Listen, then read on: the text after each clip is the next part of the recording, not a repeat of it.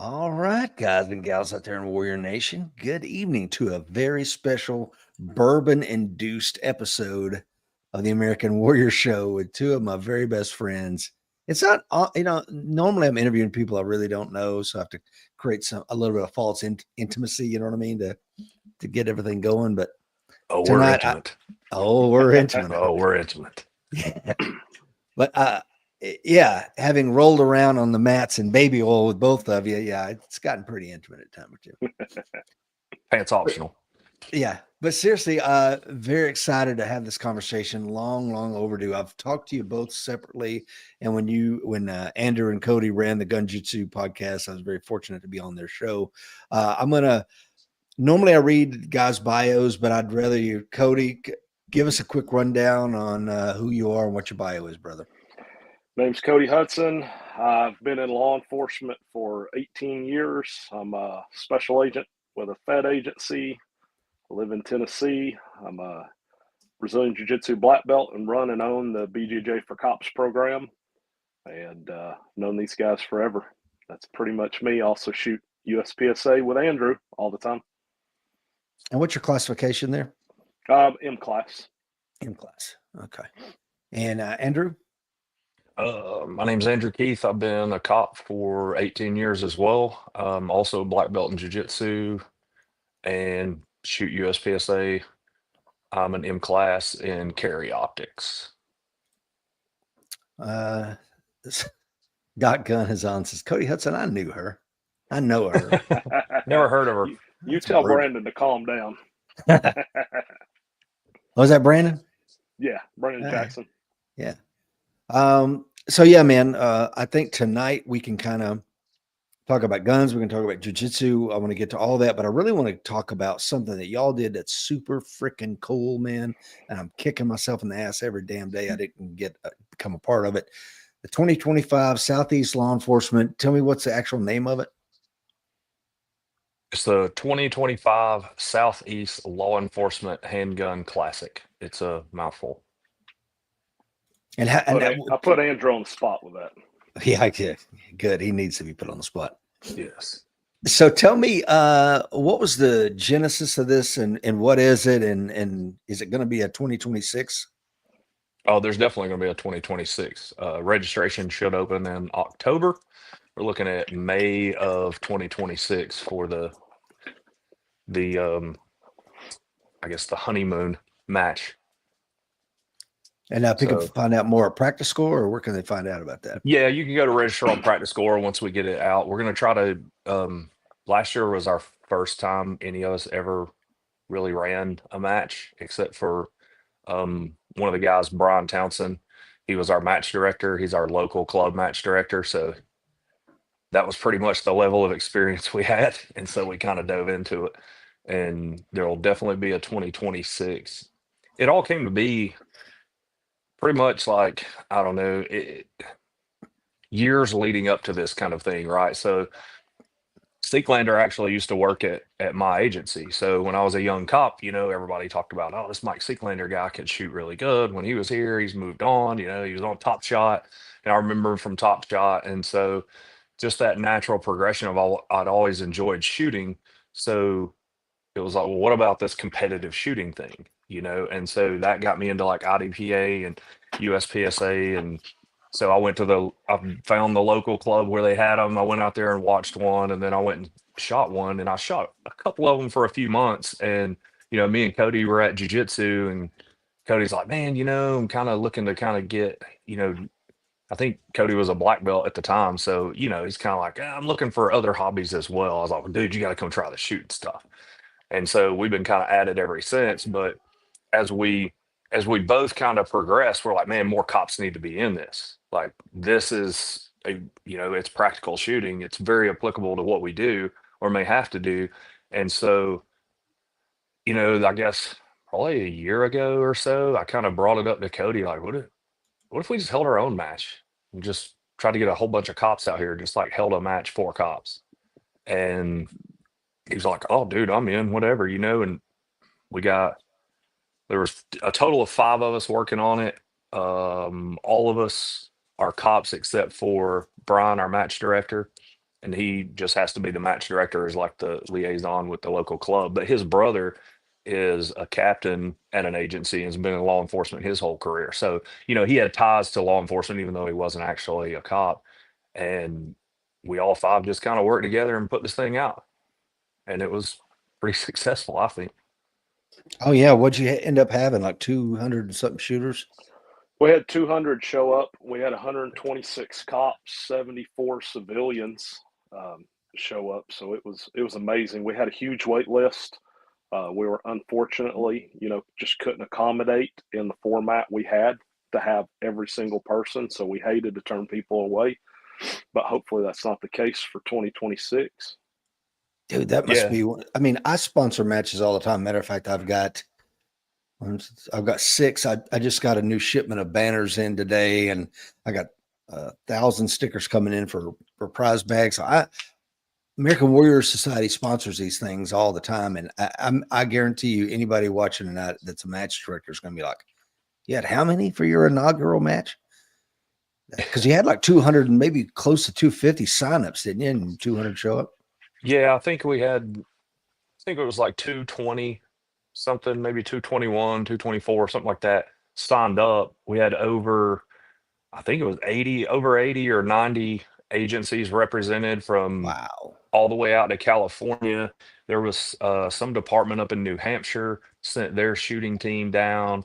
So, I mean, we really, when the 5 of us all started kind of talking about it and being like, okay, we're actually going to do this thing. We're like, well, how many shooters can we handle? And, Brian running those local matches at our club, he's like, well, I think this range can handle, maybe 100, 135 or so. So we're like, okay, well, we'll kind of expect 135. And then just through our social media and everything and putting it out, the whole match, we opened it, I think, on a Friday at midnight. And by Sunday at noon, it was sold out. And Wow. we made it to 220 because Brian is a genius and he started moving people around and emailing people and being like, hey, can you shoot on staff day? And they're like, yeah, I can. And so he would manipulate it to where, okay, we can handle more shooters. And that's the only reason we were able to do 220 our signups and over 200 shooters. And Dot Gun says it's going to be Saturday, Sunday next year. Is that correct? Yeah, we're probably going to do a 2-day next year.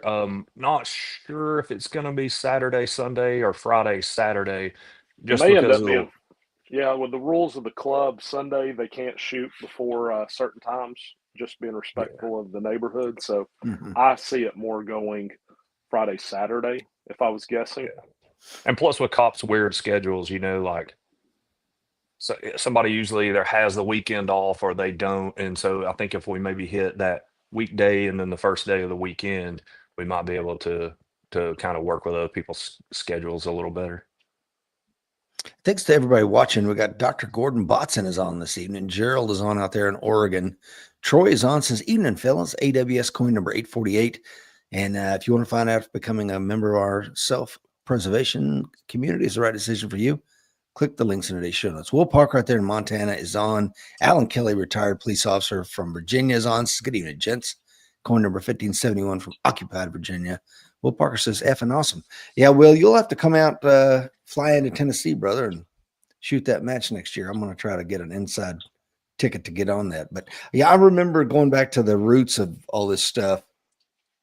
Probably close to 10 years now, man. I remember, I don't know if I was there the first match Cody ever shot. I doubt it. It was probably it may not have been long you had been shooting with Andrew that I got to start shooting with you. And at the time, I could outshoot you, but not today, brother. Not today. You have far surpassed my skills and abilities. It takes a lot of time to keep up with Andrew. Yeah. It's not me. I'm getting old and slow. No, the truth about it is, both of you put in the freaking work. I mean, you put in the work on the mats, you put in the work on the range. I know for probably 6 or 7 years, Andrew and I met every single week to go shooting. And I think COVID happened and it kind of threw everything into disarray. And now he's kind of shooting in his department range and he's left Rich Brown on his own, fend for himself. And I'm not surprised. Are you, Cody? Not surprised. No. You fall in the water, I'll throw you a brick. That's right. And we should have said that, Andrew, of course, is a brother Marine. And, but Cody is my BJJ coach and professor, although I'm probably been about a year or so since I've got on the mats with Cody, but that's okay. We got a little local fight club going. The mats I brought from you, Cody, we got a little fight club here with a couple of cops, and it's going real well using your mats and your training. So, but the thing I like about Cody, let's talk about it real quick. I'll take a break from the match real quick. BJJ for cops. Tell us about that, and what, if any, Andrew's involvement in it. What are you guys doing? How does that work, and why is that so important? Yeah, so I've been doing this for so long. Jiu-jitsu I've been doing for over 21 years, and I just saw the need for law enforcement needing more training, better training, and I am a huge advocate of doing away with 40-hour instructor courses. I hate them. Andrew hates them. You can't master and you can't instruct anything that you've never done in 40 hours, let alone ground fighting, control tactics, defensive tactics, and all that. So, like I said, 21 plus years of grappling martial arts. I started years ago. I don't know what year it was in this that BJJ for cops became a thing, but I was working a case years ago. I think the case was in 2018, I believe. And I had some evidence needing to be processed. I had a state agency come out and help me. And this guy's become a really good friend of mine, Justin. And me and him got, finished the case we were working, or at least the day we were out in the field. And he started talking to me about jiu-jitsu. We'd never met each other until this day. And then he started like, small talk, jiu-jitsu came up, and I was like, I dabble in that. He goes, no, you don't.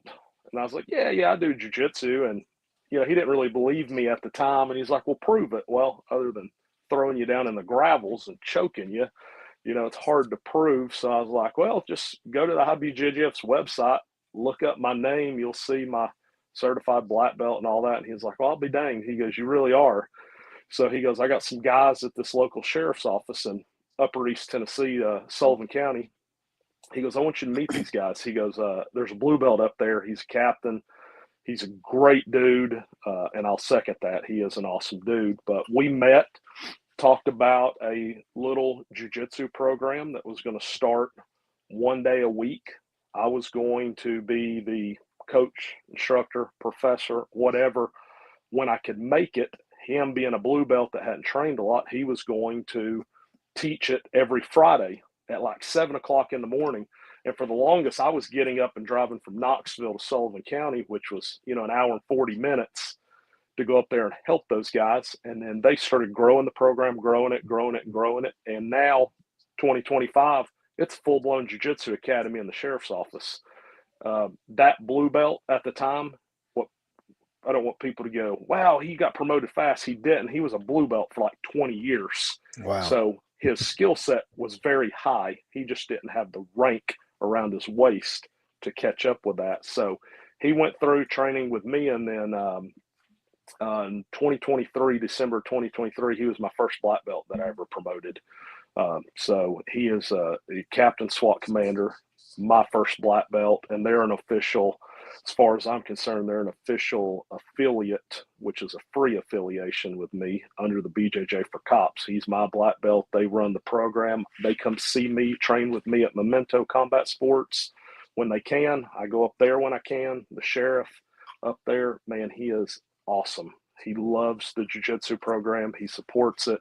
They have a beautiful facility, and anybody with a badge and a gun's welcome over there. So that's kind of how it kind of kicked off more of anything. And then it's just turned into where for years now, every Monday at 8 o'clock, BJJ for Cops is free for anybody with a badge and a gun that wants to come out and spend an hour of their life with me. So it's every Monday. For some reason, if I'm traveling, Andrew's one of my instructors. As far as I'm concerned, I've endorsed him from day one. So he is one of my black belt instructors that can fill in any point in time. I've got brown belts that are THP county officers, state troopers for guys that don't know THP, the state troopers, county guys that are brown belts that fill in when I'm not there. So it is a rocking and rolling program and everything. Bro, So, I remember when you started that, there was maybe 5 or 6 folks there. The last time I trained there was almost no room on the mats. It was freaking packed. Yeah, it's pretty wild. It gets where the average is. I had like big nights. I'll get 22, 23 guys and gals that'll show up in the gi, which is crazy because the way jiu-jitsu has went, no gi's kind of the thing, but I'm a firm believer in the gi. So the greatest equalizer, at least that's what I call it. Yeah, I love it, man. I went to, I live here in Crossville, which is probably an hour and a half to get to where Cody teaches. And of course, Cody was teaching at night at like 8 o'clock. And for us old folks, that's when I go to bed. And that's the time I'm having to drive to Knoxville, train for an, hour and a half and then drive back another hour and a half. So it just became hard. About 2 weeks ago here in Crossville, we have a guy that just moved down from New York. I think his last name is Olson, so he's started a gi program here. I went Tuesday night this week and just kind of sit in and watch. I didn't take a gi. I just watched how he taught and see if this is something I'm be interested in. Because like I said, me and a couple of law enforcement guys here, we've been meeting at my house on Sundays at 1 o'clock and getting the mats out and training. And I remember somebody was watching us and they're like, man, I didn't realize police officers had such high level of, they didn't call it combatives, whatever they call it. I'm like, this is not most police officers. This is the guys that take the shit serious and train. Yeah. And you guys tell me, you're active law enforcement. I was a cop a long time ago. The big bulk, 80% of them probably haven't done DT since in service. And before that was the academy. Am I way off base there? Yeah. So post only requires, I believe unless they've changed it, it was 2 hours biannually of defensive tactics training. So am I accurate or not? That they're not training outside the academy and outside the. No, I mean, you're I think accurate. it's getting there with the internet and everything. A lot of people, or a lot of cops especially are really seeing the need for it, especially in today's political environment to where, let me ask you this, Andrew, and I don't mean to cut you off. I'm sorry, man, but let's talk numbers. So you're with a fairly large agency. How many cops would you say on your police department, roughly, give or take 20? Oh, let's see. At full staff, we're 400 and about 420. I would say we probably have at this point 15 that train martial arts. Blue belts are higher in jiu-jitsu. Blue belts are higher in jiu-jitsu. Probably about 6, maybe. You see what I'm saying? Out of 420. That's a statistical rounding error, man. That's fucking zero. 90% of them are my blue belts. Exactly. That's exactly right. Yep. Hey, they're savage blue belts. That's some Sullivan County boys. They ain't no joke, man. They came down there the first time. They were shredding people. Absolutely. Those guys range from white to black belts up there. I mean, they don't stop training. They're killers, man. Yeah. And Alan Kelly says Jeff Cassidy is squared away sheriff. I'm assuming. Yeah, absolutely. Jeff is awesome. I presented him in 2023 with a plaque with the sheriff's office and my patch and all that, just thanking him for the support and everything. So he's awesome. But see that, and this is something Andrew and I have talked about ad nauseum, man. To have a guy like that whether it's a sheriff or the upper administration that supports the program. I know that Andrew, and I won't say the other black belt's name there at your department, who, you guys have pretty much offered, hey man, I'll train for free. You ain't gonna pay me overtime hours, whatever. And most departments just won't support it. That's what I've found across the country. Yeah, they typically don't.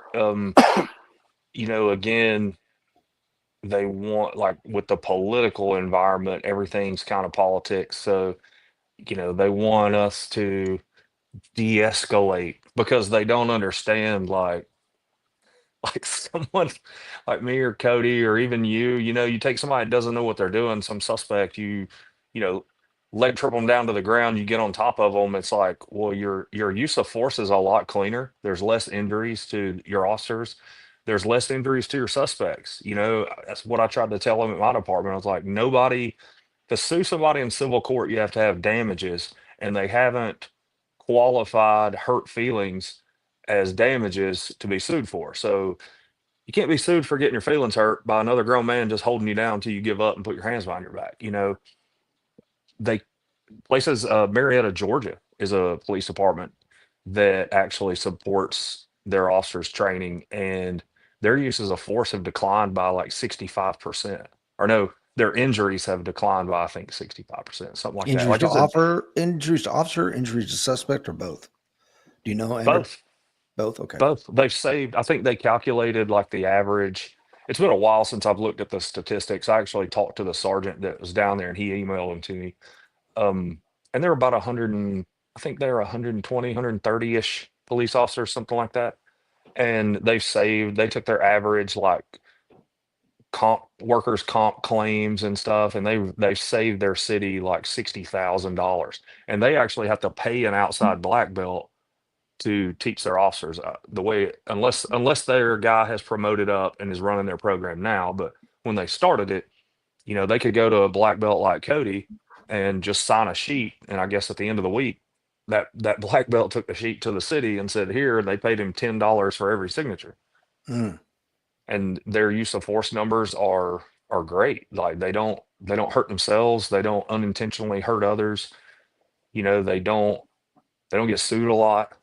Like everything's went down. So it's like getting past the politics of de-escalation and getting over to, hey, here's the numbers. Like what you want is not what you're getting by sitting us all down and showing us a PowerPoint telling us to be nice to people. Right. Like Right.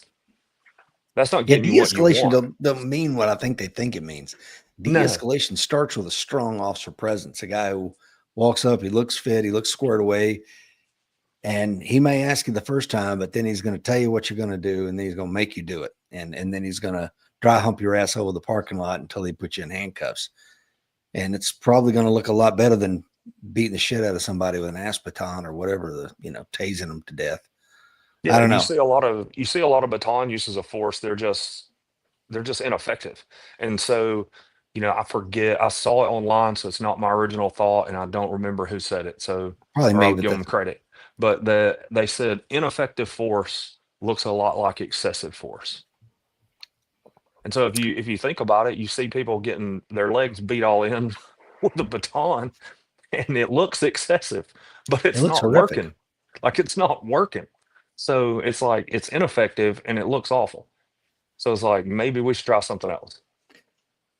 Okay, I want to come back to Cody, but we got I'm going to say his real name because he's a lieutenant with the police department up in Ohio. But good evening, Doug, one of the baddest men I know.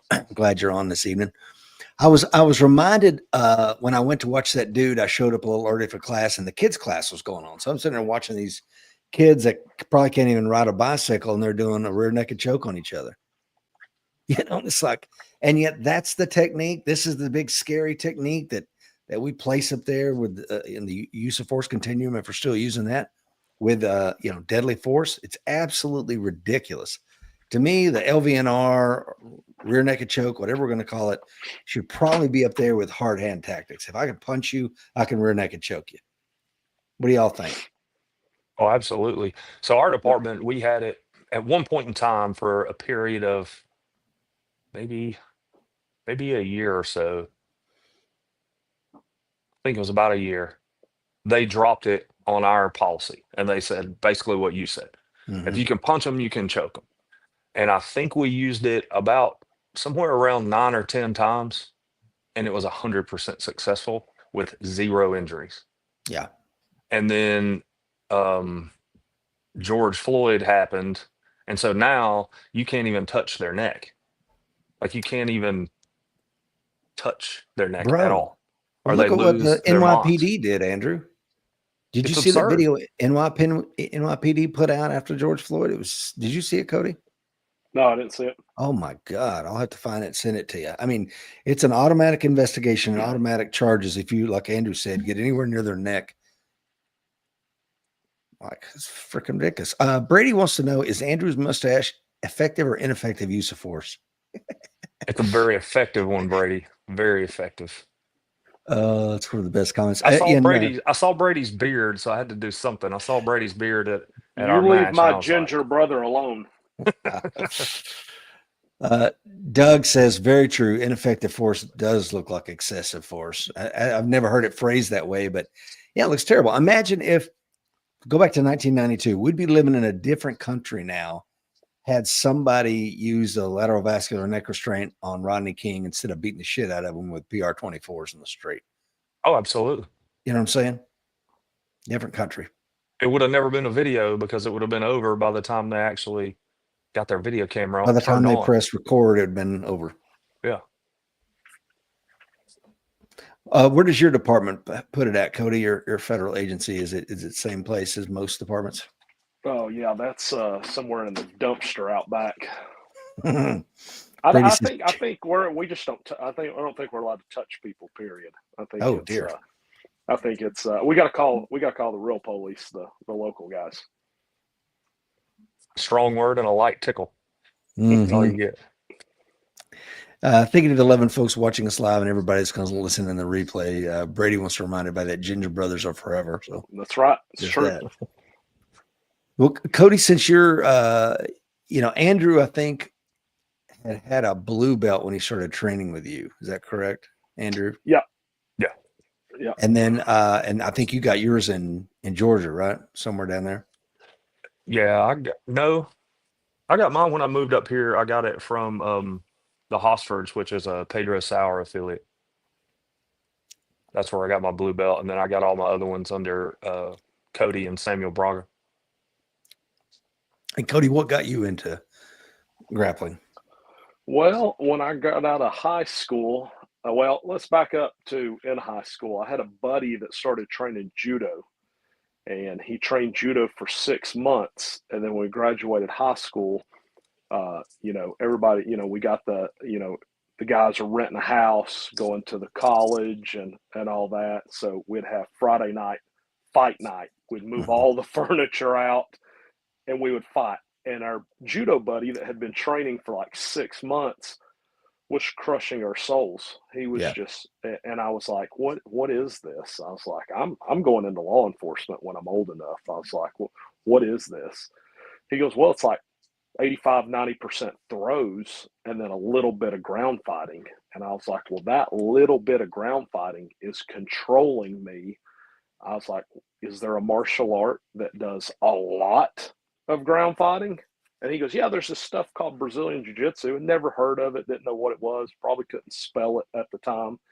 And he goes, yeah, there's a gym over in Knoxville, supposedly. I immediately found that place and went and signed up. And here we are 2 decades later, still training. And you actually have a funny story, Cody, about like your first month or so in there, or maybe longer than that. It was like you're doing the same damn thing over the corner or something. Yeah. My first coach at the time, I literally was brand new and I was being taught like the double leg takedown, but I wasn't even allowed to do it on anybody. Like I literally shadow shot in the corner, up and down the mats, up and down the mats. And I did this for like 2 months by myself. I just kept showing up twice a week.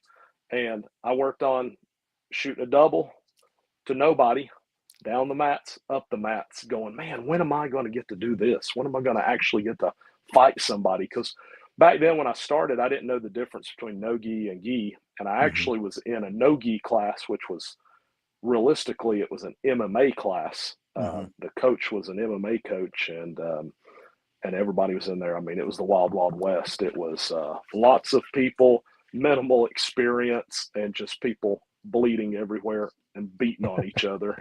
So, I mean, it was kind of wild back then. It was fun. It's definitely got more professional now. Oh yeah. And Gracie Baja, which is what you're under, is a very professional organ. What's that? I do not claim Gracie Baja. Okay.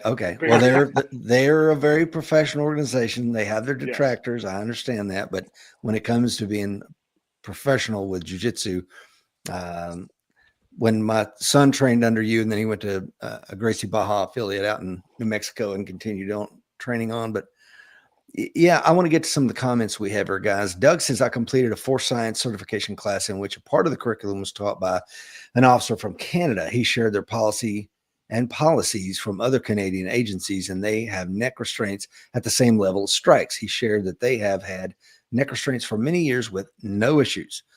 But we don't hear that in the media here in the United States. Alan Kelly also says education with administrators and the political arm of the jurisdictions is hard to turn around and see what the true value of grappling arts to litigation sensitive and the traditional thing we have never done it that way. So why now? I swear to God, man, I would be willing to bet anybody freaking 6 months worth of paychecks. You institute a good jiu-jitsu program, probably like they have at Sullivan, like they have in Tulsa and some other really great towns, Phoenix, some of the other places I've been. I guarantee you can't compete with, number one, the officers carry themselves differently when they're not afraid to grapple with a man. Would y'all agree with that? There's a confidence level. When you step up to the plate, that dude knows I'm not playing with this guy. You know, he can tell he's in the presence of another predator. That's my thought. So there's a officer starting at officer presence to the way they conduct themselves, to the way the subject responds to being, having somebody surf him in a Walmart parking lot to get him in cuffs. Do you think it's that it works through the entire continuum like that, or am I making more of it than necessary? No, I mean, for any kind of really, so most of your suspects aren't trying to kill you, right? That's kind of just a statistical fact. You go to the police academy and they're like, oh, somebody may try to kill you. Well, I mean, they may, but most of your suspects that are resisting are just trying to get away. That's the bulk of them, right?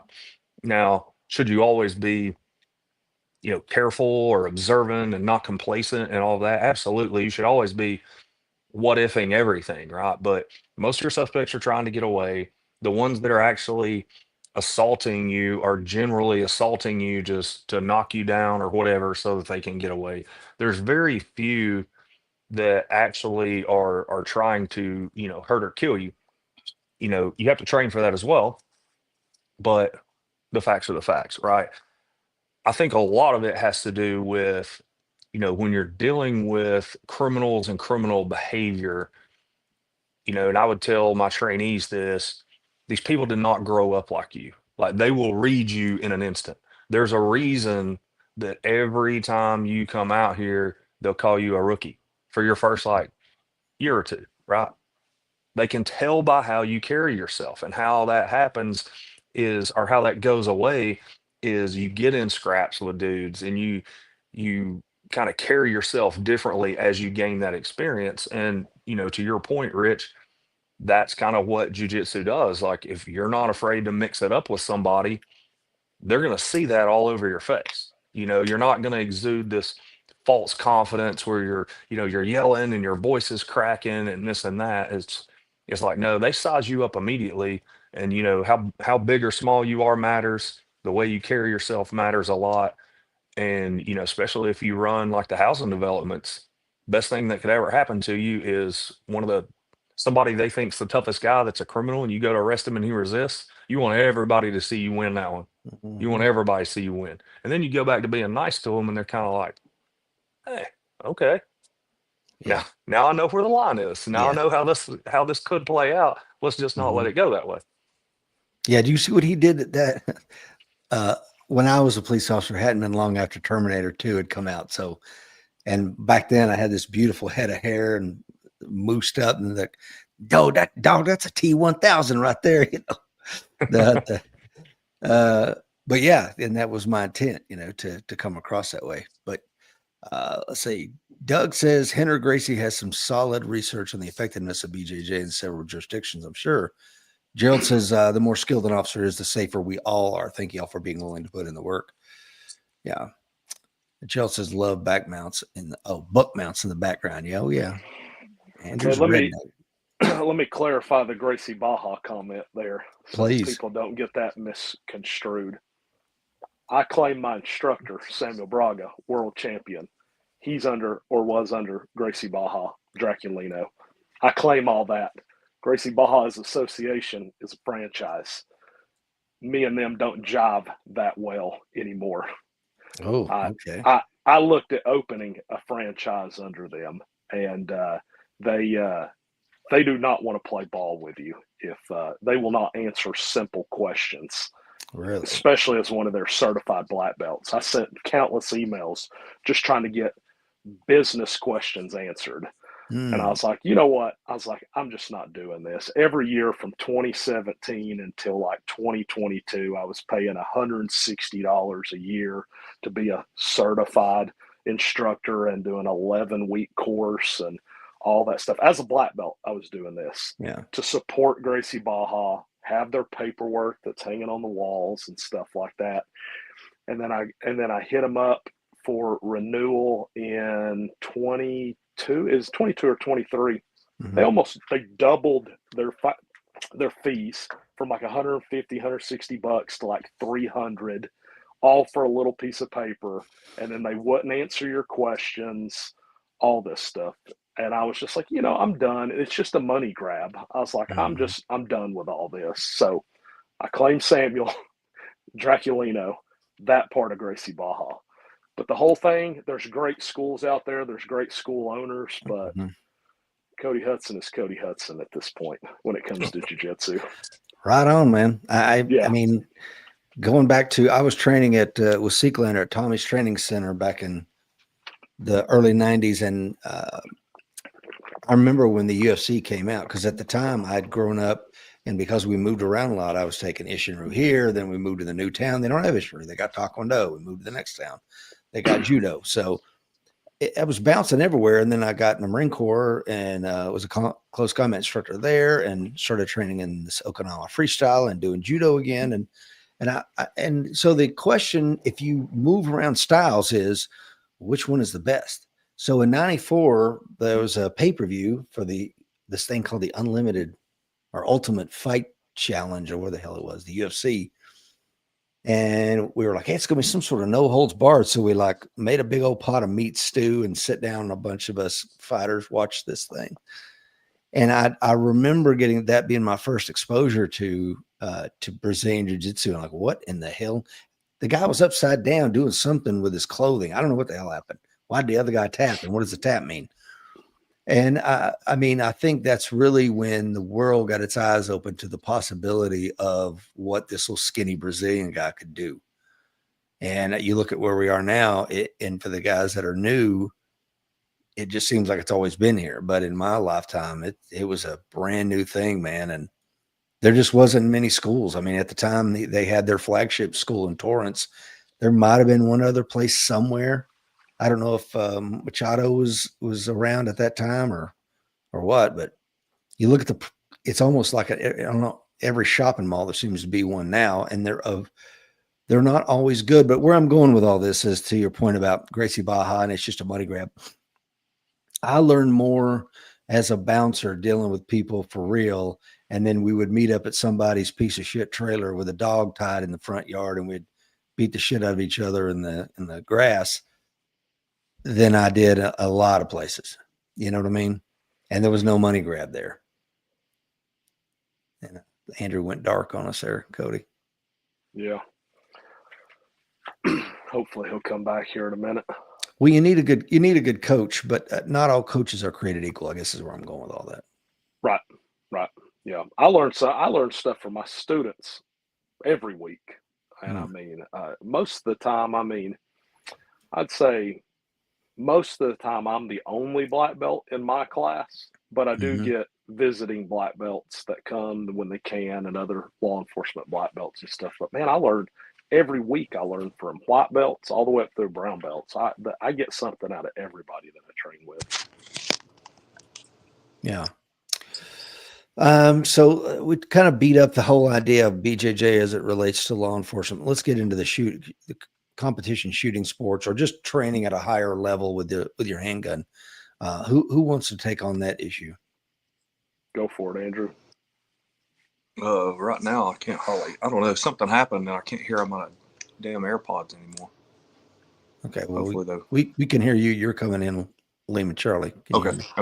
You can hear me and everything now? Oh yeah. Yeah, somebody called me, and when I declined the call, it like kicked everything off. I don't know. I'm not a technological guy. So what was the question again? I was fooling my damn AirPods.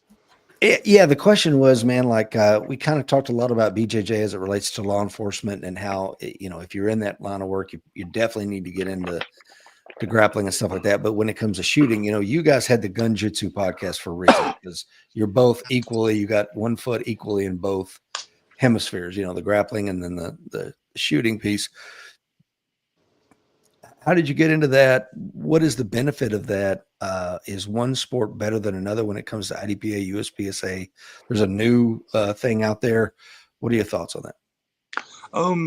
I mean, I think a lot of it is, with practical shooting, the way we were always taught in the academy, and it's all like bullseye, but real gunfights, real lethal force encounters don't look like a bullseye match. You don't have all day to crank off your shot. There's more to it than just stare at your front sight, Mm-hmm. and slowly eke the trigger back until the shot surprises you, and then pin the trigger to the rear, and then let everything settle, and then let it back. Like, it's all nonsense. Like, it's nonsense. On the surface, it's nonsense. And so what happens is, so in my particular department, and I think Cody could probably back me up on this. It's objectively true that as a B class shooter, I was the best shooter in our department. It shouldn't be that way. Like, it shouldn't be that way. So what happens is, you've got instructors that, again, go to the 40-hour cop course. You can be an expert on anything. And so they're saying words that they were taught to say that maybe years ago some guy who actually had a high level of skill said, and it just became, like Matt Pranka calls it, a copy of a copy. Mm-hmm. And so now people are just saying the words, but they don't know what they mean. It's like, how many times do you hear on a police range, slow down and get your hits? Well, maybe the speed's not why I'm missing. You can miss slow too. That's right. So it's like, somebody who had a high level of skill way back in the day probably told somebody, hey man, slow down a little bit and get those hits, pay attention. What he meant was, be deliberate, be careful. The shot you're trying to make is difficult, so let's be careful. And so you just get this copy of a copy of a copy, and then you have something like a B class shooter can walk off with everybody's lunch money on the range. And it's like, it shouldn't be that way. But so my thing was to spread it. I got Cody into it. We've got a couple of guys now that are B class guys. They started training with me probably getting close to about 6 or 8 months. Got them to shoot their first match. Might be close to a year now. And dude, they're moving right on up. They're doing the dry fire. They're doing the work. And it and jiu-jitsu are very similar. Like, I think one reason jiu-jitsu shines as a martial art over others is because you basically get to do it live. Yeah. Obviously, we're not going to punch and kick and other things that are allowed when there are no rules, but you can easily add those in. Jiu-jitsu, when you watch jiu-jitsu and you watch two guys rolling around the ground fighting in the middle of the street, do they look exactly the same? No, but they look very, very similar. And I think the same thing with like USPSA and IDPA and gunfights. Are the targets shooting back, bro? No.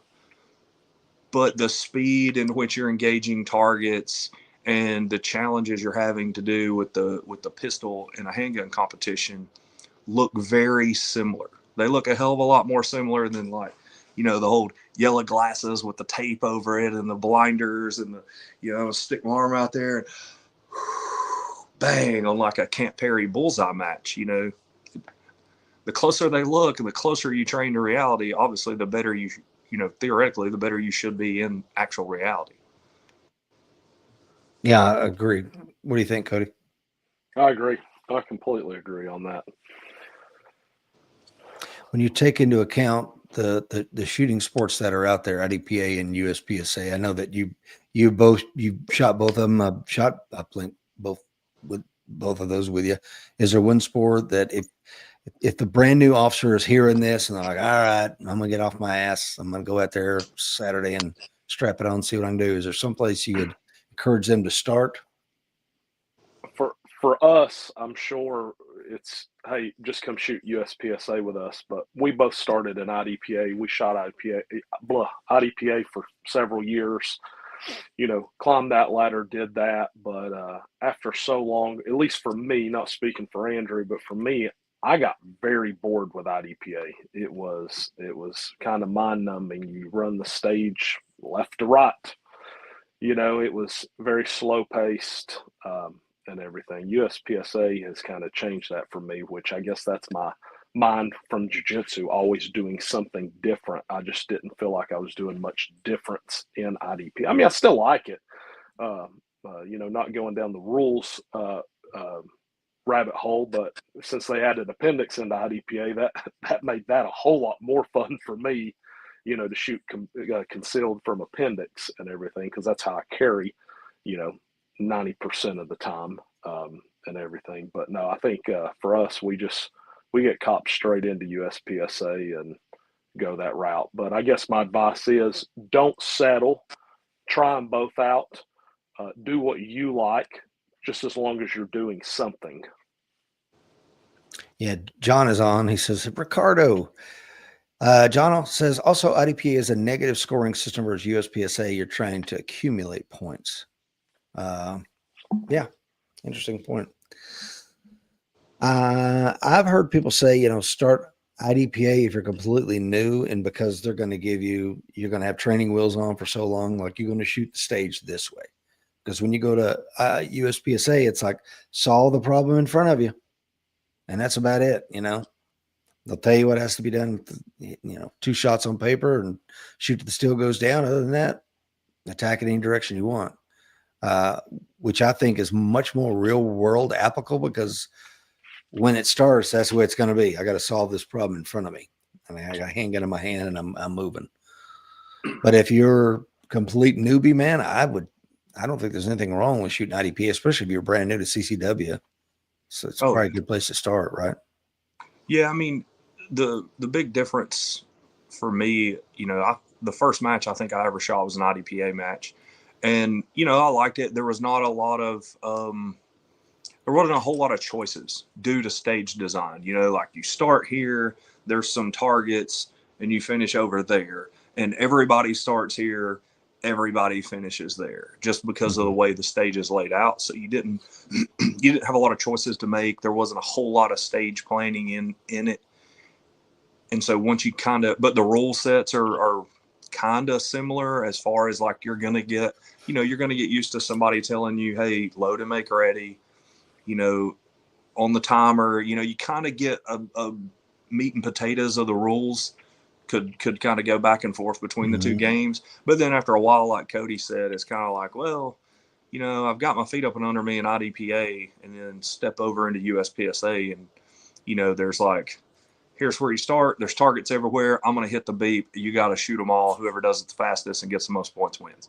And it's like, whoa, now you got to figure out how to plan, how to look at something or look at a stage and find from where they require you start the most efficient way to get to every target and put 2. And then when you get there, you still have to put 2 rounds in the A zone. Yeah. And then you got to figure out a way for those that are completely new to this. And one of the things that is kind of somewhat challenging is, you don't want to do a flat-footed reload. So it's like, where am I going to reload in this process? And I think that's one of the things that IDPA is missing. I don't know if they've changed their rules. I haven't looked at it in forever, but it used to be you couldn't drop a magazine on the ground that had any rounds in it. I don't know if they've changed that or not, but it forced. I think you can drop an empty mag now. Well, you could drop an empty mag then, but you could, if it couldn't have rounds in it, you get a penalty. Right? Yeah. So that's why slide lock reload. Don't quote me on it now. Long ago with the rules. That last round that's in the chamber, you can drop that mag from my understanding. It's been a hot minute since I shot IDPA. So before, if you had a round in the chamber and an empty magazine and you drop that mag, you're supposed to like retain it. Mm-hmm. Now Yeah, it had to be you can slide drop lock. it and not get a penalty. Okay, cool. Will says he prefers the IDPA targets over the USPSA targets. I kind of agree with that. Yeah, I mean, I think, who was it?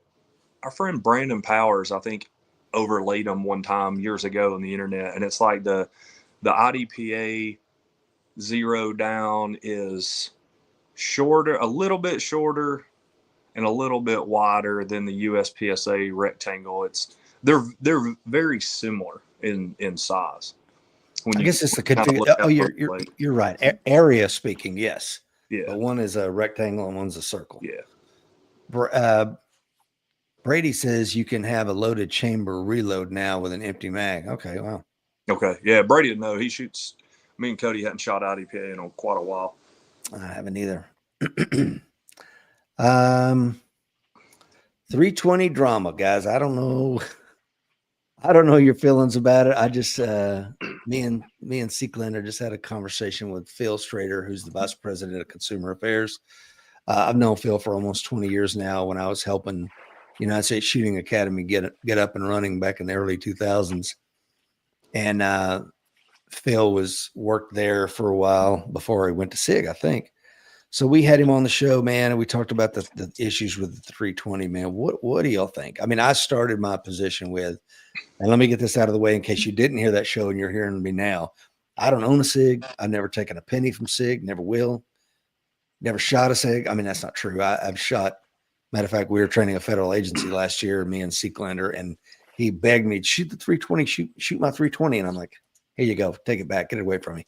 But I mean, I said where there's smoke, there's fire. What do y'all have any thoughts on it? I mean, I'll put it this way. Our good friend, mine and Andrew's good friend, Andy, wanted me to get out a single stack years ago.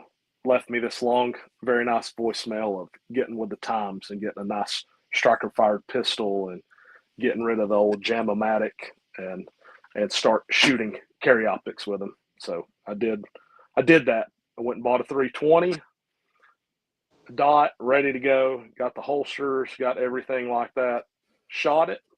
That was before I really knew anything about 320. Shot it, wasn't in love with it. And then I started hearing a little bit about it. I had just ordered, appendix holsters for a 320, and I was like, done. It went in my safe. I only heard one story for the most part. And I was like, nope, not doing this. I'm smarter than this, not doing it, not taking any chances if this is a thing. Because I think back then when I first bought one, it was more of the, hey, if you drop them, they go off, but not even the firing on their own. It was the, the memes going around like, oh, you drop it, it's going to send one into oblivion. And I was like, no, I want no part of this. So I got rid of it. So that was my first and only instance with the 320, and all I can say about them now is where there is smoke, there's fire. And boy, I love 320 memes. So send away to me and I will share away. I love them. Andrew, you may or may not carry one on duty. Yeah, we just switched to them. Real quick on that, I make sure I stand on his left when he's in uniform. Yeah. I keep mine not pointed at my leg. Mm-hmm. No, I think you're right. I don't think it's all just made up, right? It's not like, the Tim Kennedy stuff. It's not just completely made up. It's something is going on. And I think SIG continues to deny it. I think they're probably behind the scenes trying to fix it. But, it's like, Rich, we had this conversation the other day. So let's say, for the sake of easy math, Glocks have 60% of the law enforcement market share. And let's say SIG has 30% and then 10% is others.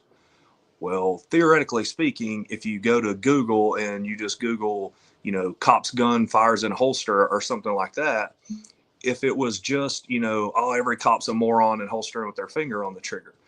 Okay, well, those morons are still going to be morons no matter what guns they're given, right? So 60% of those articles should be about some idiot holstering a Glock with their finger on the trigger, and 30% should be SIG. Like, it should kind of start to correlate to the market share, but it doesn't. It's very heavy on one side. And so that's concerning. The fact that, in my opinion, the fact they cut a secondary notch in the sear is kind of an admission of guilt that you understand that the sear could bounce and come off the primary notch.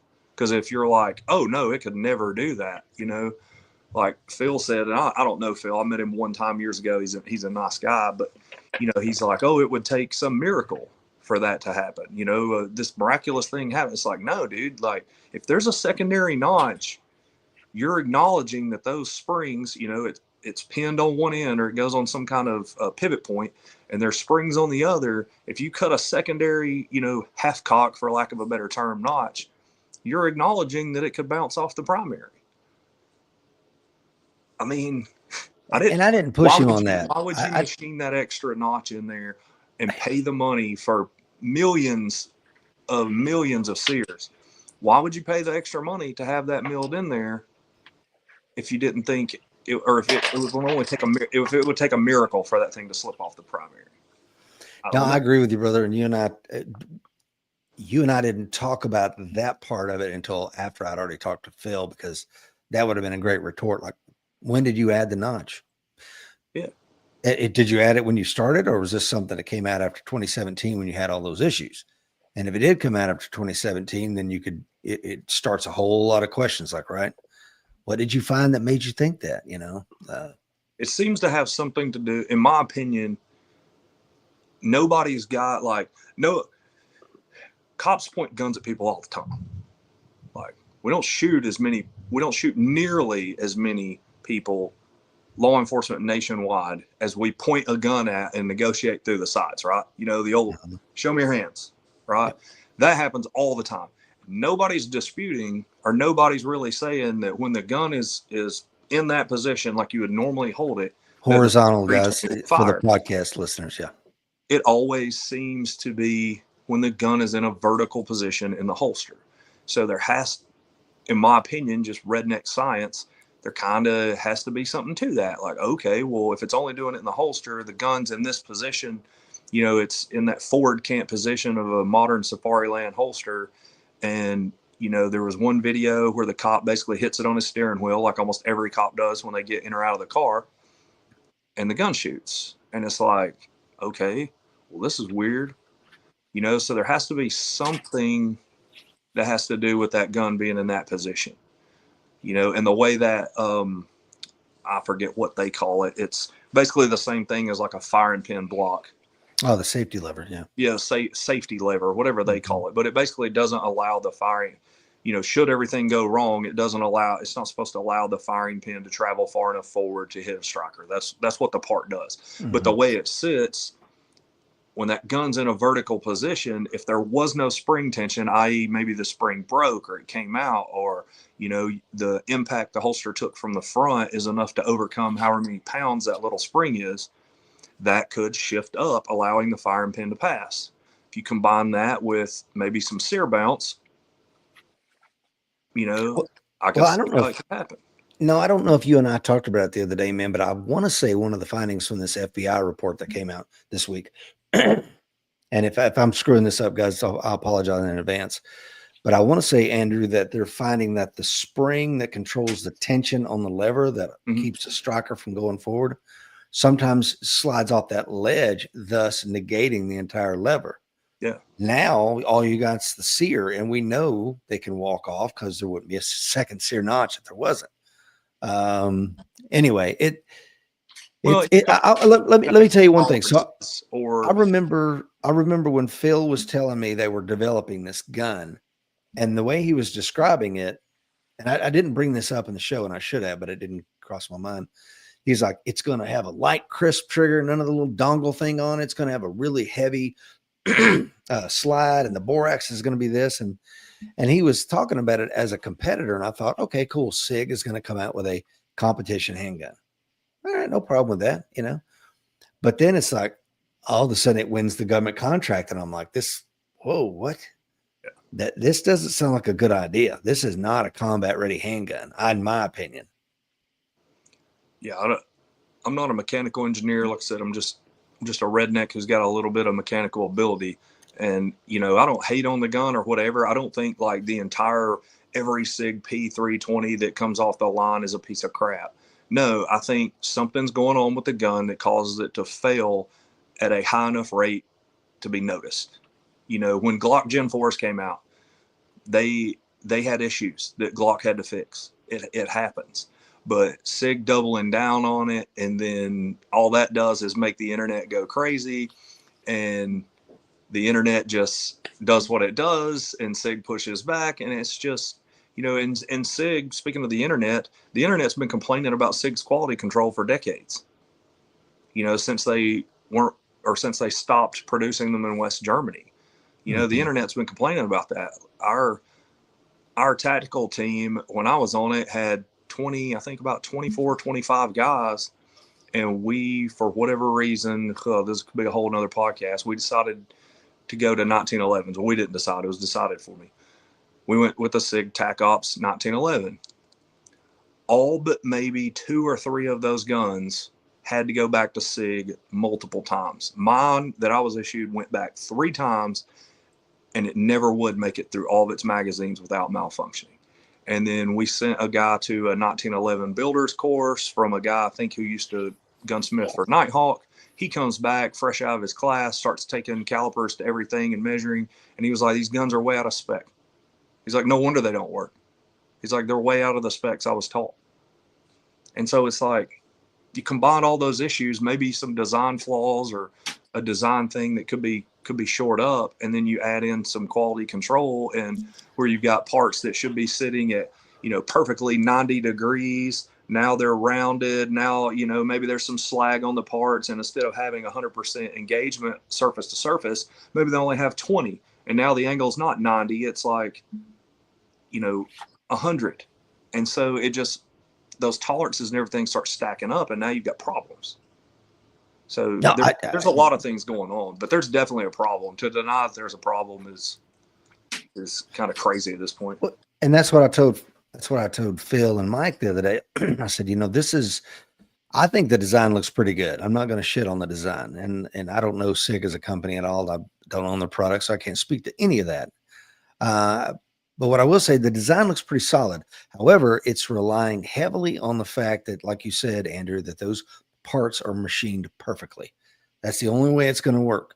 And to rely on third-party vendors in frickin' India, for God's sake, to make the most vital safety components is bananas. That makes no sense. Let them make the damn grip, you know, if the grip is screwed up, who gives a shit? But my God, man, if those vital internals go down, somebody's going to get hurt, and your company's going to get sued, which they are. Yeah, I don't know what happened with that stuff up in New Hampshire where they asked for protection, but I mean, and they got it. They're gonna lose a lot once somebody can replicate it with a gun that's had it happen. Like, I don't think they'll all do it. No, I think there's certain ones where those tolerances stack up in the wrong direction, and now that gun will do it. And it's hard to replicate when it's something like that. You know, it's hard to look at it. But, you know, it's also a problem too. And this is where I think they really kind of screwed up. If you know, there's a significant issue here. We see that we can replicate it at a negative 33-degree angle. Somewhere around 40% of the time, these guns do go off when they're dropped. Okay. So then you do a voluntary recall, but because you didn't get them all off, you didn't bring them all in and get them fixed with the new parts and send them back out. Now that problem is going to keep plaguing you as long as those guns are somewhere out there in service. And then you issue a statement like they did in March of this year, which just, I don't know about y'all. I'm not going to speak for you, Cody, or you, Andrew, but that really pissed me off. It ends today. It ends today. And it's like, it ends today.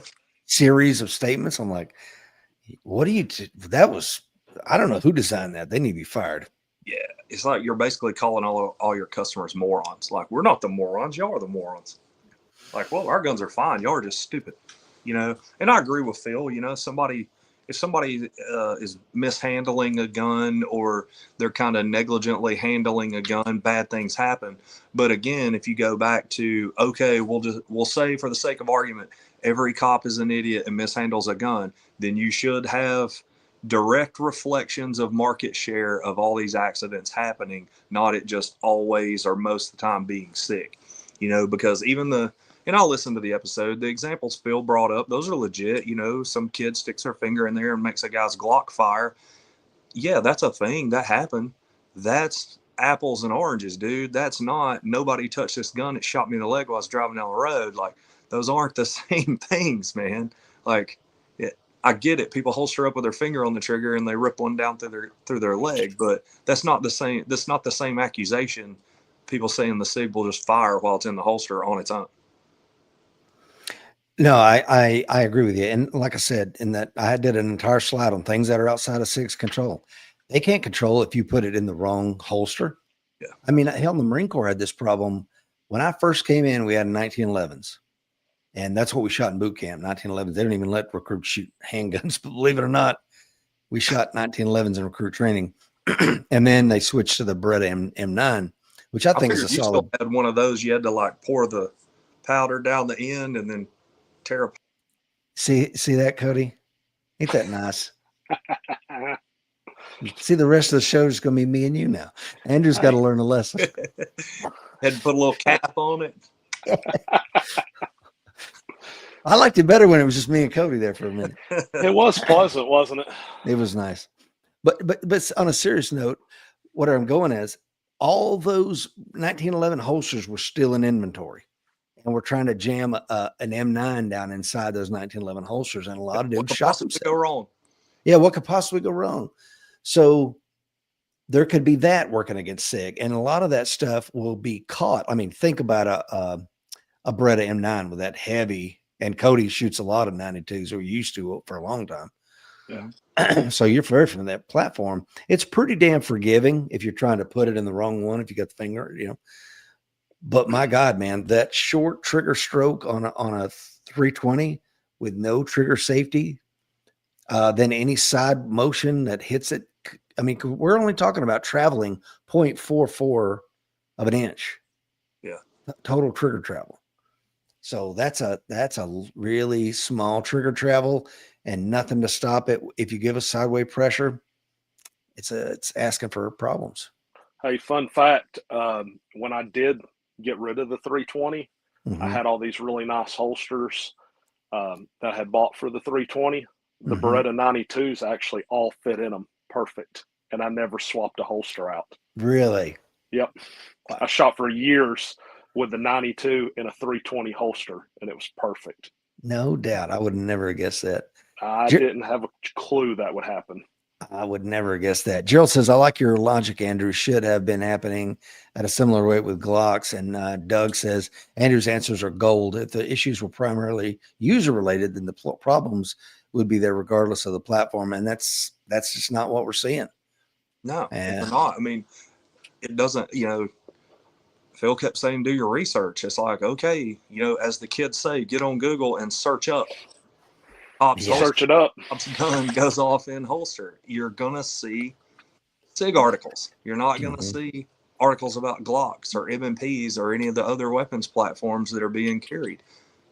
It's leaning to one side. And it's like it's the old smoke, there's fire. There's something there. Just got to figure out what it is. Again, like I said, the secondary notch, you're already acknowledging to me, that's an admission of guilt that there's a potential for the sear to bounce and the foot of that striker to disengage. Let me ask you both on this. Not that either one of you are necessarily gun experts. You're obviously shooting experts, but maybe not the internals of armors kind of stuff. But I'm unaware, and I'm an idiot. I'm unaware, though, of a firearm that has a second sear notch. Are y'all? No, let's see, I shoot MMPs. I have for years. I know my way around one only out of necessity of changing parts and stuff. It has one sear in the back, and there is no secondary notch. The only other weapons platform I know of is like a 1911 that has that half-cock notch on the hammer. Mm-hmm. But would you consider that maybe? Would you consider that like a second sear notch, though? No, I wouldn't, because a 1911 has a sear and disconnect but you know, just trying to take two things that really don't work the same way, and trying to kind of what would be the equivalent on the 1911 would be like, it seems to be, would be like that half cock notch on a 1911 hammer. But no, I mean, like I said, if they're cutting that notch in there, they're having to pay somebody to do that. They're paying whoever's machining or stamping those parts to do that, and they're paying extra money to do it, probably. It might be a MIM part though. Yeah, so then they paid for the mold. Yeah. Will says, what time of the year / month is Cody and Andrew's annual match? It will be in May next year, probably about around mid-May. Probably the third weekend, roughly. Yeah. So keep an eye on practice score, or where can they go to continue? Yeah, it'll be on practice score. We're going to try to get a title sponsor nailed down before we kind of before we open it up for registration. Okay. Gentlemen, I kept you on here for about an hour and 10 minutes. I think we need to do these much more often. So much to talk about. We talked about BJJ as it relates to law enforcement. We're talking about shooting and shooting sports as it relates to law enforcement. We beat up the 320 pretty hard. I guess since we're saying maybe the 320 isn't the right one for law enforcement, not that either one of you said that, but is there a handgun that you guys think is probably about as good as we're going to get for your average law enforcement officer? Honestly, I mean, everybody kind of knows the M&P is master race. You know, you can shoot those degenerate proletariat. And he's gone again. Look at that. Gone again. So let's talk about the Glock for If law. you want a luxurious firearm that is sophisticated yet always reliable, I would shoot a Smith & Wesson M&P. You know, if you want to go dig ditches, grab a Glock. It'll be fine. I think any of the striker fired guns are fine except for the 320. I probably wouldn't carry it right now, but they all kind of do. In my opinion, if you take like a Glock and a Smith, the Glock will do some things a little better than the Smith, and the Smith has a couple of things that I like better than a Glock, you know. But man, grab a gun, leave it stock, go shoot matches, make at least A class or master class before you start changing a bunch of shit in it and spending a bunch of money on stuff you don't need. Yeah. Cody, what do you think? I mean, I agree. I'm going to go the opposite way of Andrew. I shot M&Ps for years with him. I do believe there's things on the M&P, the 2.0 specifically, that is a better gun. Everything a Glock wants to be when it comes to like grip texture, you know, things like that. I think that's 10 times. Yeah, I'll give him that. But I think it's a very good option. I have been on the Glock train, and I've never, ever been a big Glock guy, but I've been on the Glock train for the last couple years when my agency switched to Glock 45s with red dots a year and a half ago. So they did that a year and a half ago. I switched to 6 months prior to that to start getting trained up. I had set down the Beretta 92, picked up a Glock 47, started shooting it, and now I'm kind of all in. Like, Glock is the only gun I touch. You put a little Talon grip tape on it, and it's phenomenal. For me, that's my personal opinion, but I reload it faster than Andrew. Yeah, M&Ps do not have a wide magwell at all. No. Doug says Glock 1917. I'm either a 17 or a Glock 45. That's where I kind of land. For me, so I carry a Glock 45. That's the gun I carry every day. It's fine. I think personally the best one right now is the 47. I think it's just hands down. Tell me about that, because what do you like about that, Cody? Well, it's the length of a 17, but it's got the 19 recoil spring in it. For me, that shoots competitively, there's a lot of videos out there, Ben Stoger's videos, things like that. For me personally, I feel like it tracks faster.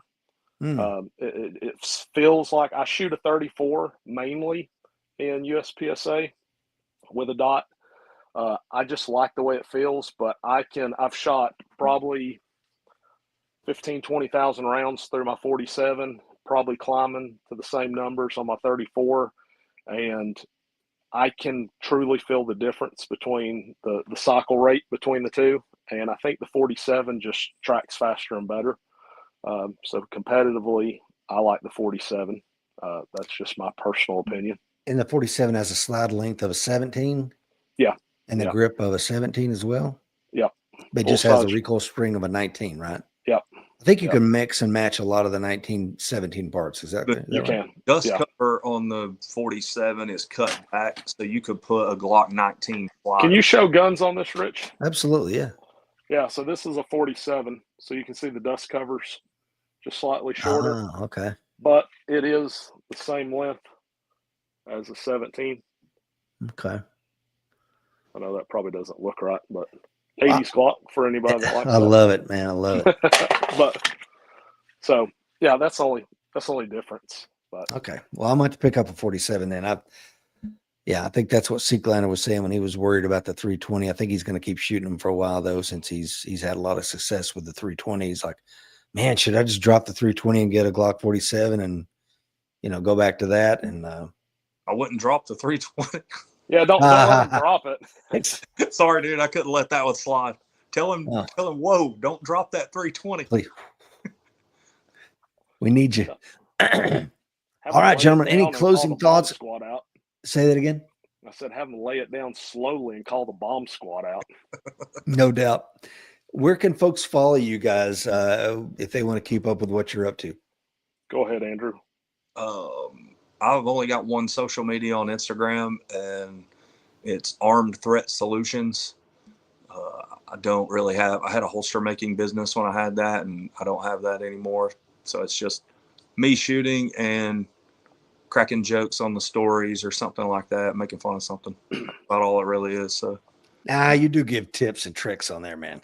Yeah. Sometimes I'll put some little information up there or whatever. Kind of try to keep things simple. Cody? Yeah, easiest way to get a hold of me is Instagram too. It's Cody S. Hudson, just Cody S. Hudson. That's my personal page. That has shooting, jiu-jitsu videos, stuff like that on it. If you're jiu-jitsu only, BJJ for Cops on Instagram. And then when you're talking our law enforcement match, it is Southeast Handgun Classic. I run that Instagram page. So if you send it a message, I'm the guy responding to your message and all that. So so you can get a hold of me either way, my personal page or the Southeast one. And we'll take care of getting all your questions answered, especially when it comes to that match. Yeah, you can go to that page and kind of see if they're interested. They can see what this past match was like. It's going to be bigger and better next year for 2026. You get to see some of the trophies that we gave away, which prizes were insane. I mean, the prizes were the best I've ever seen. We had wonderful sponsors. Oh God, I can't remember them all. They're all on that page. Vortex was wonderful to us. Howitzer Clothing was good to us. Some local shops, gun shops here were really good to us. We gave away, I think, 10 or 12 guns. I believe it was 12. Yeah, and then we gave away probably, I think, 10 Vortex Defender XL red dots for handguns. I mean, just all kinds of stuff. We had so many prizes that when we did the draw, everybody won a prize that wasn't just like a sticker pack or something. It was a legit prize. And some people, we had to go back through it. Some people got 2 prizes because we had so much stuff. Wow. And Axel Electronic Ear Pro, they were really good to us. I'm trying to think. Ace VR. I got the list of them right here. So we did. Yeah, give them a shout out. So we had Harvey's Pistol and Pawn. These are the local ones. So we had Harvey's Knoxville Tactical, Garza Law. We had AB Prototypes, Craig's Firearms, Tennessee Silencers, MIG, which was Madison Insurance Group, Crossroad Firearms, Vid Customs, Boaz Ammo. And then kind of the bigger ones we had was obviously our title sponsor, Vortex. We had IWI Firearms. We had G-Man Emblems that did the challenge coin. Every registered shooter that showed up got a custom match challenge coin, not the little dinky poker chips, but like a legit challenge coin. Axel, Ear Pros, Howitzer. We did have SIG. There was a 320. Or no, there was was there one or two 320s that were actually given away?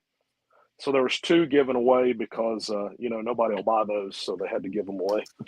Sorry, little stab there.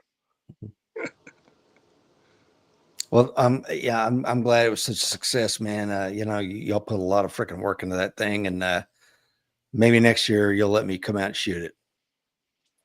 Yeah, if we can get you out of your wheelchair, I'll hold your cane while you run your stages.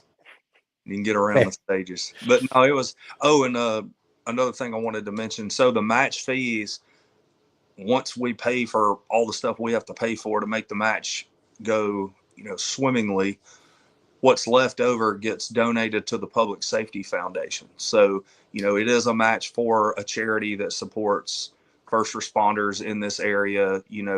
What that foundation does is, let's say an officer is injured, needs help making his mortgage, or, a fireman falls off a ladder or something, gets injured, gets burned, whatever, and they need financial help doing things. That's where they can ask the foundation, and the foundation will step in and take care of those things until the first responders get back on their feet. So, it's a good cause, especially if you're a cop or even if you support law enforcement. It's a great way to support them. The money legitimately goes to people who absolutely need it. Awesome. I love it. Yeah, we got Will Parker says Knoxville, correct? That is correct. We got another Knoxville alum here. Says, howdy, gents, at work and late. Do you want to watch the replay later? Coin number 1181 from Knox Vegas. Got all these Knox villains on here tonight. Knox villains, boy. All right, guys and gals out there in Warrior Nation, just remember the fight is coming. Be ready.